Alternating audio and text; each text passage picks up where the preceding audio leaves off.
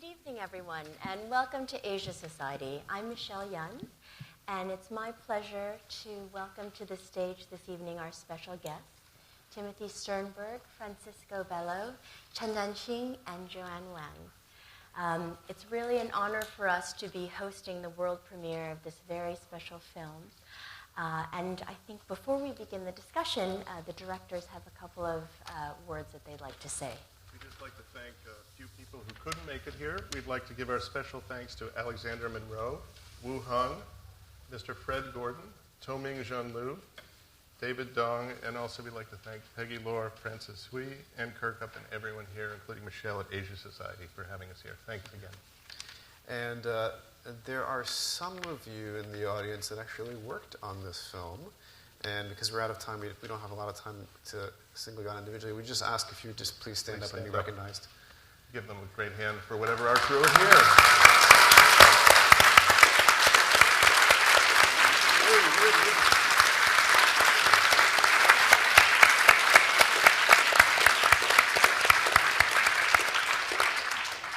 Wonderful.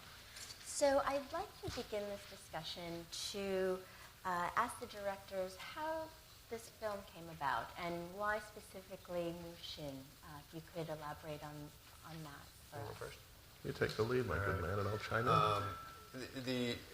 It was a sort of a circuitous journey to make Dreaming Against the World because we had initially began with a very different idea, a larger project, combining a sort of a triptych of 3 portraits of different artists from different generations in China and explore how their personal stories and their work intersect with history. And over the course of that research, we came upon the work of Mu Xin, principally through the exhibition Tower Within a Tower that this film features. And at that point, it felt very clear that Mu Xin's story and his work was strong enough to sustain its own film. And then we were under the impression that he was actually living in Queens still. And so that we could make the film, and we decided to really say that, okay, this story encapsulates a sort of reduced version of all of the ideas of the longer film, which we ended up making. Mm-hmm. And then through looking at the catalog, which was really the only thing in English, because the Stories in Empty Room hadn't been published yet, we got in touch with Toming Jean-Lu and Alexander Monroe, who brought us in touch with Danqing. And then we called him in Beijing out of the blue. And Chen Laoshi, you were very instrumental in facilitating an initial dialogue with Mu Xin, and also I think in the realization of this film. And that really indicates a strong degree of trust by the artist. And so, from your perspective, and with your close relationship to Mu Xin, could you share with the audience Mu Xin's initial thoughts when Timothy and Francisco approached him? Was he eager to collaborate? Was he more, hesitant to tell his story? If you could share some thoughts with us about that. That's a great. You guys speak based. Yeah. I think we'd like to hear. Yeah, I know. Yeah. At the beginning, the Mu Xin said no. So today I have to mention the name Toming Liu Jun. Yeah, he's the first one to call me. He say the two guys wanted to Wuzhen to see the Mu Xin. Yeah, but Mu Xin denied already. It's impossible to let him say yes. So I try and let him change his mind. Then I let Francisco call him directly. So he was a little bit nervous. Someone speak English, call from New York. Then I let the Chen Xianghong, who was the head of Wuzhen, also call him. He's also a little bit nervous. Ling Dao. So finally he said, okay, let him come. Yeah. And let him come. What do you think was the turning point that changed his mind, that let him... I think when these two guys sit down, just face to him, little by little, finally he say, okay, yeah. But he still tried to struggle, no. Yeah, you should tell them, yeah. We had spoken to Danqing about it, Francisco and I, we'd gotten all our gear ready, and we'd spoken to a line producer in Shanghai, and we have, all systems were go, but there was still this option that he would just turn us down at the door. So we prepared ourselves for lots of long walks in Shanghai as a possibility. And then, I don't know, we were looking online at some stuff, and we noticed that the Emerson String Quartet was a big CD package of the complete Beethoven string quartets. It was actually on sale on Amazon. So we came up with this plan and said, why don't we just buy this? We don't have a budget yet. We don't have any money, but someone will pay for it on a credit card. Let's put it in, and the first thing we do is give it to him as a gift. And so there was an initial kind of, as Danqing has said, discomfort, and then we sort of gave it to him, and he sort of looked at us from under his hat, looked at the CD, and then looked at Danqing and said something like, you've come all the way across the world to give us Beethoven. Okay, give me Beethoven. What is it you want to talk about again? And then there's a certain trust started to, but it came and went over the days. Yeah, I mean, we spent roughly 10 days, and one of the stipulations that Mu Xin had was that this was not going to be an interview, this was going to be a conversation. Right, and that's why in the film you see him wearing different clothes in different locations, because it was a conversation that transpired over several days, and progressively Mu Xin certainly opened up. I think maybe he was at a point in his life where he was maybe more open and vulnerable than he had been before to all the other journalists that had come before us, and maybe we were lucky in that capacity. But I think a lot of it was spending time and sometimes asking questions more than once. Because the first few times he would say no or answer it in a very circuitous way that was answering but not quite. And we just, over time, conducted this interview where he opened himself up in a way that we didn't expect. Yeah, I think there was a big sort of stipulation, or as Francisco said, or just understanding, okay, you have to be serious about looking at my art. I don't want to turn this into a big human, tragedy story. You wanted to, have this very, are you serious about looking at my art? Or you just want to see that I've gone through all this stuff? Because if that's your story, I'm not interested at all. And so there's a lot. What the interesting thing is that, as we've noticed recently, the majority of the outtakes of the film are a lot of his sort of charming and sometimes far-fetched and many times beautiful kind of ruminations on art and its relation in history and in his life. And of course, what we, as storytellers making the film, we really had to make certain choices to say, well, it's funny, all that stuff goes out, and this little piece of biography goes in and makes the film, and it was a really an interesting process. And a man who's resisting biography to begin with. I mean, that's his opening line in the film. So we wanted to insert the challenge that he gave us. And Chen Laoshi, from your perspective, through this process of speaking with Tim and Francisco and thinking back about his life and about the trajectory of his artistic practice, do you think that this experience of going through the making of this documentary made the artist think differently about his work or realize certain things about his work that he hadn't thought of before? Sorry, I got distracted. What's the question? The question was, through this experience of making the documentary, did Mu Xin have revelations about his artistic practice or gain a different perspective on his work? 没有完全懂。就说母亲如果同意拍这个电影，他对自己女生的艺术生涯和他自己的艺术作品有没有重新的新的认识？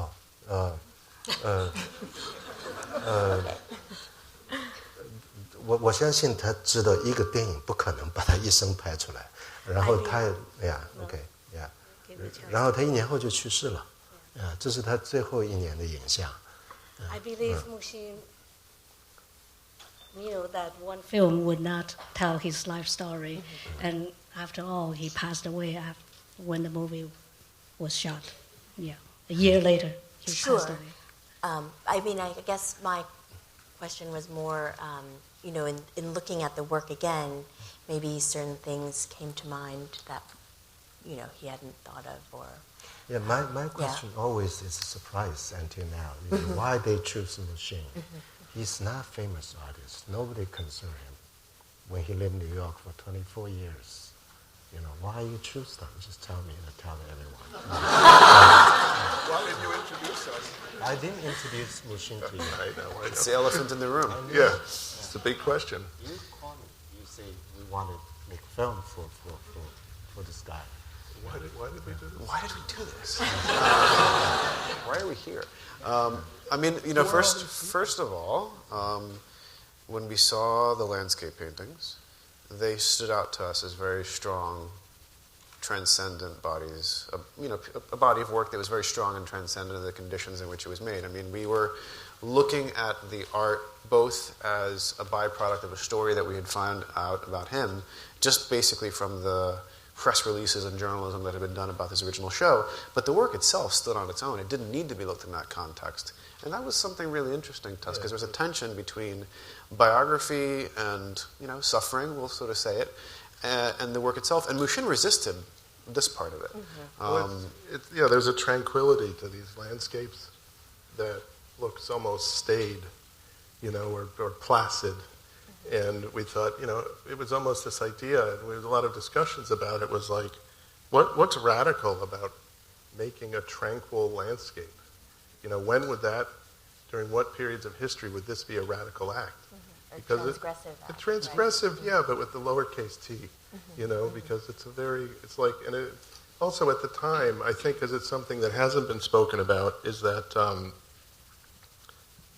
at the time, an enormous amount of Chinese art was coming to Western shores in these very large shows, very dynamic art. It was making a big splash, not just in the cultural marketplace, but in the fiscal marketplace. Mm-hmm. And it was very hot.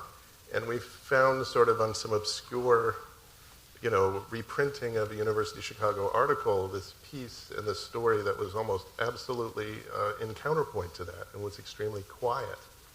And there was something, in times of prosperity, there was this art, much of which is wonderful, was extremely exuberant and multicolored and, speaking about its own kind of modernity and, avant-garde credentials in big, bold neon. And here you have someone who's doing something, kind of like the Little Prince on the faraway planet number, whatever the Little Prince's planet is, doing something extremely quiet, and yet his work is, informed by an enormous amount of tradition, and it's done in a way that, spoke to us, and the story spoke to us. But it was that almost like three-part, triad or counterpoint between what was happening culturally at the time in the Chinese art scene, his biography, and the nature of his art. And I think there's one thing that's worth stating is that many of you here who are familiar with Mu Xin's work are more than likely familiar with him as a literary figure, as a writer. We can't read it. We're limited to the translations that Toming Jun Liu has made for An Empty Room, and we entered Mu Xin's story from the opposite side, from the painting. And we know that many of the people that are very familiar with his work as a writer are not familiar with his work as a painter. And that's very interesting to us, because the paintings, you don't need to speak any language. They leap across cultures and time. Well, I think this idea of translation and about audience is an interesting point, because, you're both New York-based documentarians. You don't speak Chinese, to my knowledge, no. And yet the documentary is centered, in the Chinese language through translation to English. So I'm curious, when you were creating this work, who your intended audience was. Is your audience a Chinese audience? Is it a Western audience? All right. They're all here. There are 300 of them. And I guess maybe talk a little bit about your decision to use, Chinese as the primary language. I don't think there was ever a doubt. Well, there was a little back and forth about certain things in English and certain versions for film festivals here and that. But then it became, and it was also when, and Joanne, who we have to give a shout out to, is one of our producers and translators, and voice can be heard in the film. It was an incredible force helping us make this over the last few years. She came on board, and we sort of all just discussed it back and forth, this idea of, well, maybe some of the narration and some of the questions could be in English, but it lasted literally about 2 weeks. Yeah, it just was too complicated. It never held much muster. I think we'd sort of enter pretty thin ice of authenticity if we tried to sort of make a multilingual film. It was just and it's too confusing. Yeah. So we've alienated a lot of our audience, but hopefully we'll find a new one. And Chen Lao Shi, we've mentioned, and the documentary states, Mu Xin died in 2011, and he wasn't able to see the finished film. How do you think he would have received the film, and what do you think he would like this film, how do you think this film will fit in with his legacy as an artist? And I think maybe to add on another point, in a previous conversation we talked about Mu Xin thinking that New York was his river of Jordan, and that he spent so much time here. And how do you think he would have felt about the premiere of this documentary being, premiered here in New York City? Sorry. Yeah. So I think it's not that important to Mu Xin how to think this film. Actually, he saw when they just have a first edition, like before he died, he saw. Yeah, he saw. Yeah, but I cannot ask him how he feels. We didn't call each other then. Yeah, but now I cannot find him. Yeah. So I think 我想这个意思还是我用中文说比较好。Yeah, this next part I want to express in Chinese. 对，我英文太差了。Because my English is not good enough. 我想这个电影最重要的主角可能还是纽约，至少在今天。I think the essence of this, the main role of this film is New York, is today. Yeah, 当然，Mu Xin 在纽约期间，其实纽约不知道他在这儿。During the time when Mu Xin lived in New York does not know Mu Xin. 可是纽约老是会有这样的故事，就是各国移民来，忽然有一个人物出现了。Only in New York, where people from all over the world come to live in New York as immigrants, and stories such as this one would appear. Yeah, 然后忽然大家发现这个人原来是在纽约出来的。And suddenly people realize, oh, this person came from New York. 哪怕Mu Xin已经回到了乌镇，忽然纽约来了这两个人。Even though Mu Xin had already returned to China, but suddenly two guys came out of New York. 为什么不是芝加哥或者在巴黎去的？为什么又是纽约去的 How come these people didn't come from Chicago, didn't come from Paris, but only New York? Yeah. 然后纽约Mu Xin在人生最后的时候能够得到一个高规格的像样的展览，当然在 New Haven， 在 Harvard 也有呀。然后2002年我记得是在 Asia Society， 又是在这儿，又是在纽约。Towards the later part of Mu Xin's life, he had one art exhibition which was in New Haven, Yale Gallery. Yeah. And then 耶鲁美术馆。And then 2002 at this place, Asia Society. 然后今天又是在纽约。And today 发生这件事情。Today the film is also in New York and at Asia Society.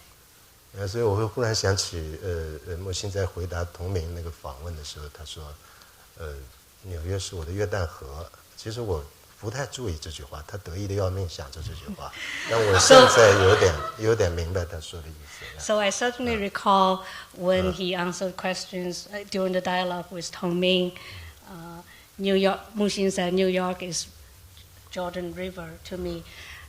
At that time I didn't really understand what Mu Xin meant, but Mu Xin was so happy with this term that he used to describe his life in New York. But now today I think I understand.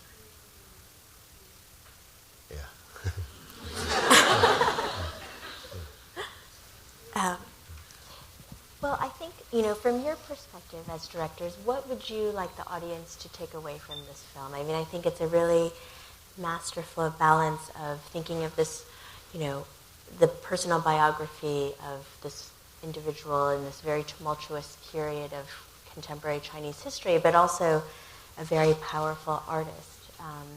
So I guess, what would you like audiences to take away from your documentary? I'll take one part, you take the other. You'll do the two-hander. All right. I mean, what's striking about Mu Xin is this. We can make it into a caricature, but I can't think of any other word to say this sort of superhuman integrity, this faithfulness to his work, to art itself, to seeing himself not as a peer but as an equal to Da Vinci, and to communicate with him as if he's a friend, but across centuries. And that's something that, as someone who works in a creative field, it's inspiring. Doesn't do justice to it. To sacrifice everything that he had sacrificed, and then to make the level of the work that he did is just astonishing. And we just wanted to share that because it's very easy for him to otherwise to have disappeared into obscurity. And thankfully, there's people like Chen Danqing who are out there championing his work, and we just felt like our film was a small part of that project to ensure Mu Xin's story remains alive and his work remains alive. I think it's part of a larger story, too, where without being reductivist about it at all, is that the audience will take what they need to take from it, what they enjoy from it, whatever they might think about it a week later, or they might have forgotten. But it's really also, he is in a long tradition of people who are completely committed to their own expression internally, no matter what the external circumstances are. And that's in human history we have a lot of it, and I just think his story spoke to us. It sort of re-reminded us of that story, that struggle, and that need for integrity and expression. Related to that, and this is slightly of lesser importance, but is this idea that he cites Flaubert often. He says, "Reveal the art, conceal the artist." That is a crazy thing for an artist to say, especially this day and age. Especially this day and age, where the artist is celebrity. The face, the cultural force is just as important. And in some cases, of some artists who make that part of their work, it becomes integral. But in his case, he was in many ways intentionally choosing to disappear. He could have come to New York and, like other artists of his generation and those that came before him and after, made a name for himself because his work was that good and he knew his work was that good, but he didn't do that. He was waiting for people to come to him.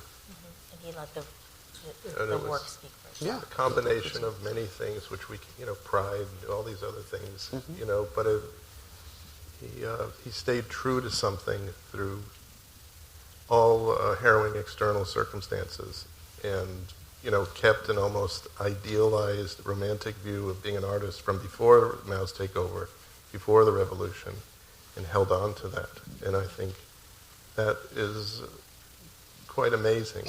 And he in a way, he was so romanticized this idea of staying true to this idea of being who he wanted to be, that he created something entirely new in trying to stay true to it. I'm sure our audience have many questions for our panel, but before we open the floor, I think you are developing a website in conjunction with this documentary. So behind us what you're going to see is concept art. So the website may very likely not look like this, but what we're looking to do is create a space where anywhere, anytime in the world, anyone can see the landscape paintings and the prison notes, and particularly with the prison notes, which are really, really hard to see, to be able to zoom in and look at them word for word, to share their scholarship and stories about Mu Xin, and also to see our film. So essentially, we envision this as sort of an online portal, not a museum, not a gallery, but a space where we hope people can engage, and in a Web 3.0, are we at 3 or 4 right now? Have a sort of more interactive experience and share Mu Xin's work, which is something that hasn't really been done before. And we want the film will be a centerpiece of it, but it is not the focal point. It's Mu Xin's work. We also would like to thank our designer, Danny Tesser, who couldn't be here. Yeah. Who was very happy. So at the end, you'll see the URL. It's datw.info. The URL still does presently exist. The website isn't built there. It will be there, but it's a place where you can see our trailer, go to our Facebook page, and sign up for the newsletter to get updates on further screenings, things of that sort, and help spread the word about the film, the project, and Mu Xin himself. Great. So, any questions from the audience? And please, if you have a question, wait until the mic reaches you so that everybody can hear. Right here on the left. Oh Yangbin from Asia Society. Since my question is to Mr. Chen Danqing, so I'm gonna ask my question in Chinese. 首先非常感谢陈先生帮我们挖掘了这么一个几乎快被我们遗忘的一个天才啊。但是我觉得无论是从这个对，无论是从这个文学回忆录，还是木心先生现在发表的一些遗作来看，好像他的东西都停留在就是他回到中国之前。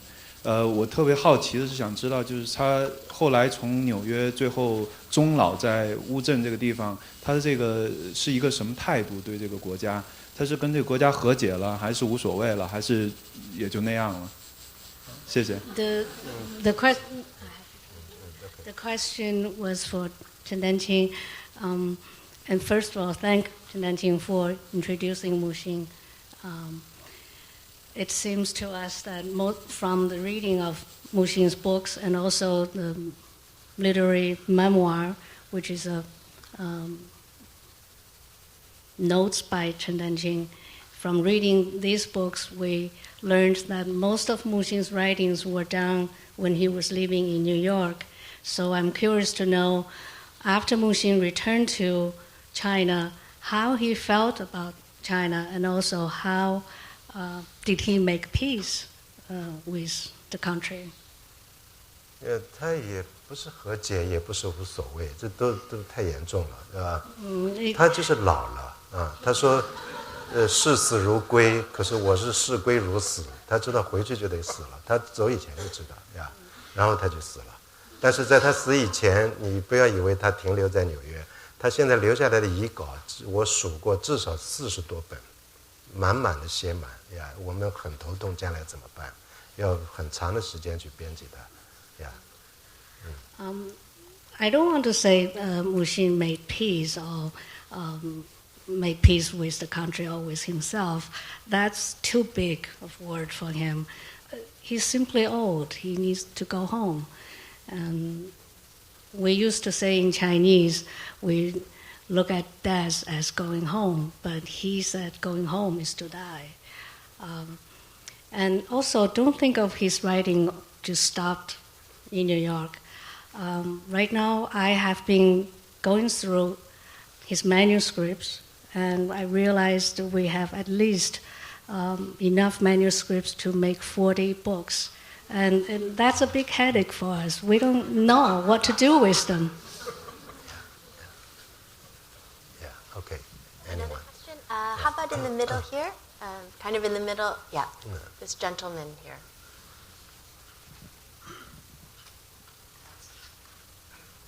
Hello.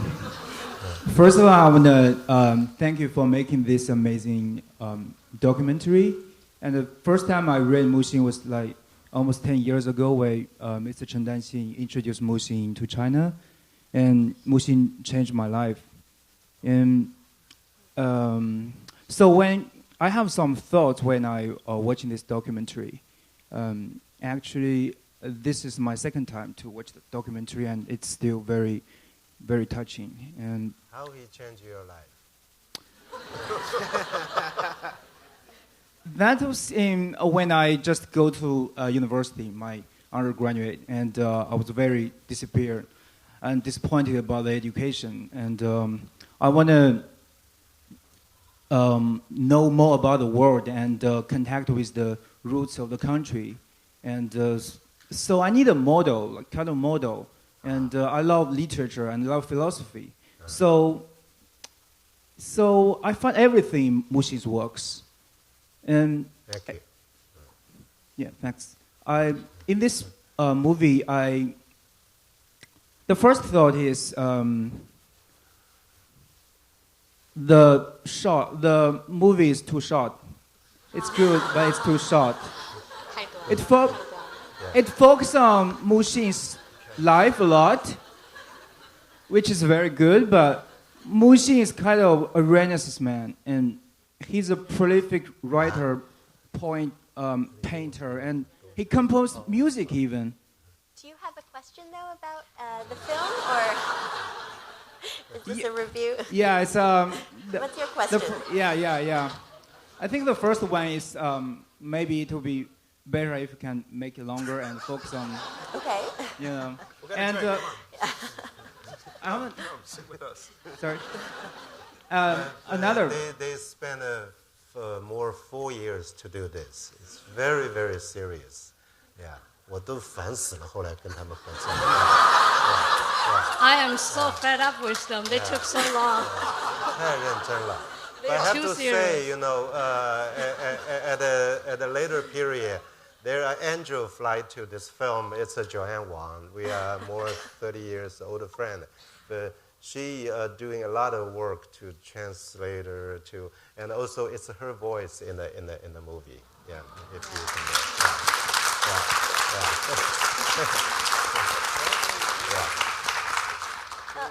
Is there another question from the audience?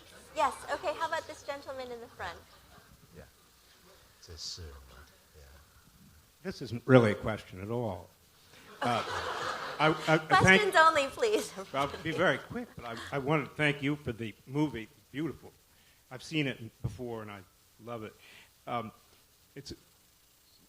It conveys something of the essence of Mu Xin, which you can also find, and this is what I wanted to say, in a publication that Joanne has just produced, as of yesterday, of these wonderful essays in English by people, including Chen Danqing, whose longest essay in the book is its introduction, by people who went to sort of sit at the feet of Mu Xin and have written about that experience, who knew him.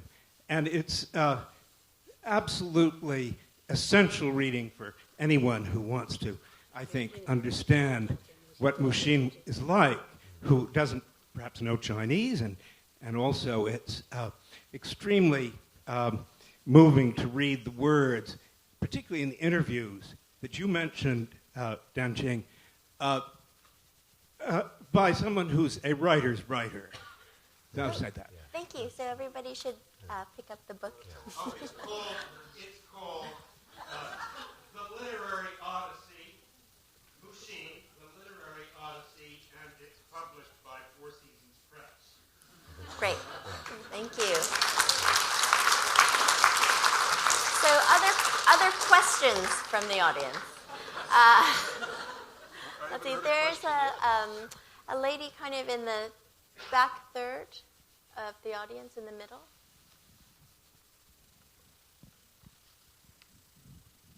Thank you. I was wondering if anyone has done an analysis of the comparison of the painting and the writing. I mean, the little writing that I've been able to read, there's a tremendous coming together of an architectural and spatial approach to both the writing and the painting, and I was wondering if there's whether he spoke about that and he thought about that, and or if there were any writings about that.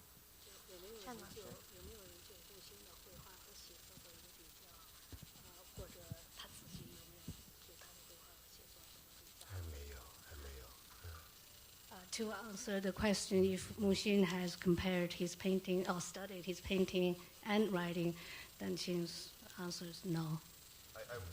There's something that it may be obvious to some folks in the audience, but it bears stating for Westerners where Mu Xin was educated in the sort of classical Chinese literati tradition, where the boundaries between literature, composing music, painting, they're all blurred. It's all one expression, whereas in the West we specialize. You know. But the sign of a gentleman was to have the ability to express oneself and to cultivate in these various disciplines. Yeah, and so for him we know that there was not a distinction, but that's now the purview of scholars, and hopefully as more people become interested in Mu Xin and the painting, reaches the same level of recognition, we hope, as the literature, then we hope that would be something that would be a byproduct.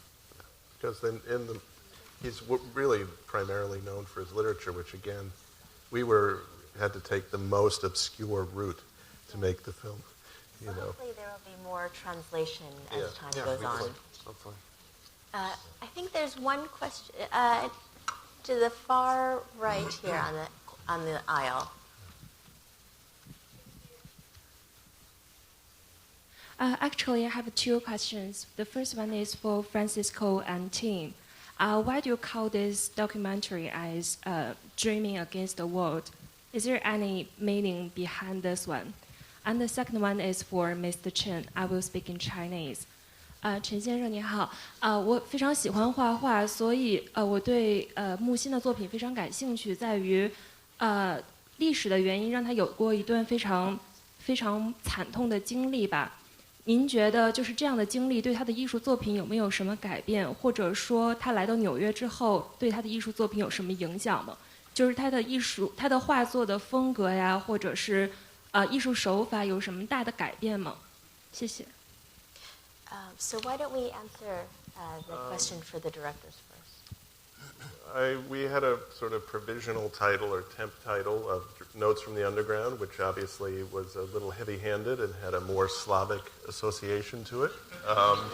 And then actually Barbara Epler and the folks at New Direction, who publish An Empty Room, the only English language right now besides Joanne's translation of his short prose pieces, was kind enough to give me a copy of George Steiner's essays. And I can't say that I understood a lot of these essays, but there was a line in it at the end of one of the essays on Borges, of all people, talking about the function of artists to give you to create dreams that dream against the world.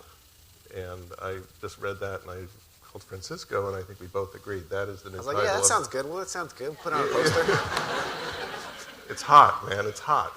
So we thought it was more. We thought it just was encapsulated.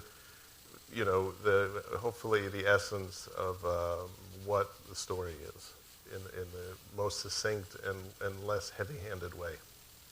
And Joanne, if you could translate for the audience. The question for Danqing was, I myself like to draw, and Mu Xin's painting had great influence on me, and I want to know, because Mu Xin had suffered in his life, if that suffering had any impact on his own drawing, painting, art, and also his life in New York has any impact on his art, and in terms of style and literary or artistic device that he applied. Yeah, so to your question, the Mu Xin answered in the film already. Try to separate it with experience and art. It's different things. But 我当然想借这个机会说一下这部电影。我今天又看了一遍，我看了至少20遍以上。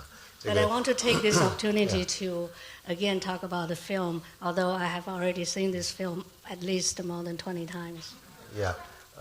我觉得这部电影最有意思的，第一，它不是在拍一个著名的艺术家到老了，然后我们来看他，就像拍的或者我们知道的任何著名艺术家，不是的，这第一。Many interesting parts about this film. First of all, the interesting part is this film is about an artist who is not known. It's unlike many films, autobiography of artists who are already famous, and we look at his older age, then we look at his lifelong career. But this one is not. 第二，这个电影，木心在美国可以说毫无名气。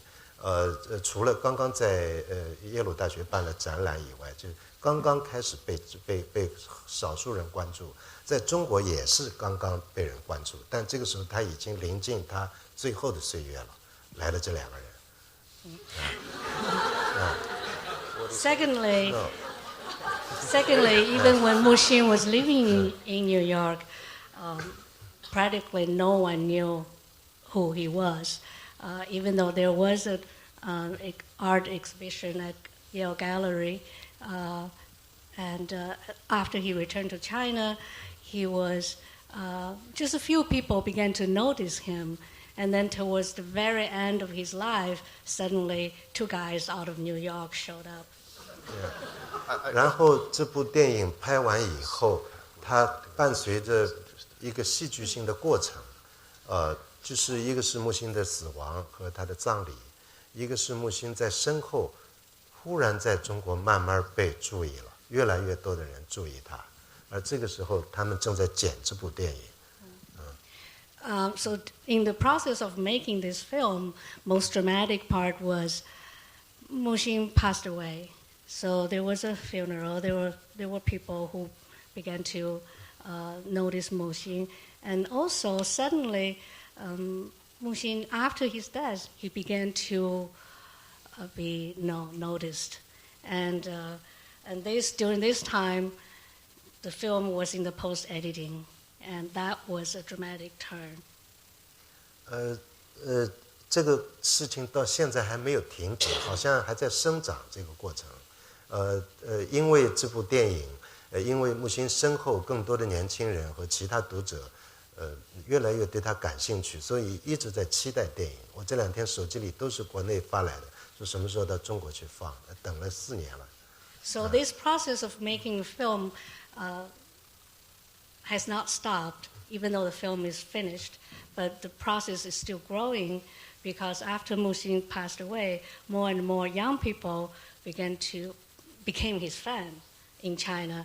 And this past few days, my cell phone, overwhelmed by messages from China, people are waiting to see this film. Yeah, a lot of Chinese audience waiting for the film. So, yeah. I want to circle back to the woman's question because there is something that is not apparent in the film, and it's something that we struggled to figure out a way to convey. And film is actually a really poor medium to convey this, and that is the size of the paintings. These paintings are very small. They look big, they look epic, and scale is something that gets distorted no matter, depending on the size of the screen that you're watching it on. These paintings were small because of the conditions in which they were made. He had to hide them. They're no more than this big, all of them. And what the result is, also, because we've seen them in person, we went to the Yale Art Gallery's archives to see them, is they're profoundly intimate. These are paintings that are not really meant to be seen on a wall and in a frame. They're meant to be seen on a table. They're meant to be encountered personally. They're meant to be handled. And when you have that, it's a different kind of experience of art than I think a lot of us in the West are used to, and also very different than a lot of the contemporary Chinese art that's in some ways becoming more westernized in their approaches. And it's sort of steadfastly intimate, charged with the experience of their creation, but then also they're just beautiful. Yeah. And so much is crammed into this tiny space. You could tell he's every inch, every centimeter, every millimeter, every micron counts. He is considering everything. He told us about the corners. Yeah. He mentioned once that he was saying, the corners are very important to me. Yeah. I mean, just to give you an idea. And we saw some of this stuff when we were with him, is that towards the end of his life, he started doing these paintings that were literally on pieces of paper like this. Mm-hmm. And they were like the most ornate little worlds, semi-abstract, but very almost figurative at the same time, worlds, generally in just black and white. And they were, I think it would be a leap to say years later, that's a function of, his having to hide them in the 70s, but, he was a miniaturist in the best sense of the word. But his fantasy was to paint something the size of the Sistine Chapel. He wanted to paint something large. He never got to do that. But he never stopped painting, yeah. Which showed that he was a true creator, he kept his word as a child to this ideal of the arts, which again, it's important, I think. Yeah. Well, please join me in thanking our panelists.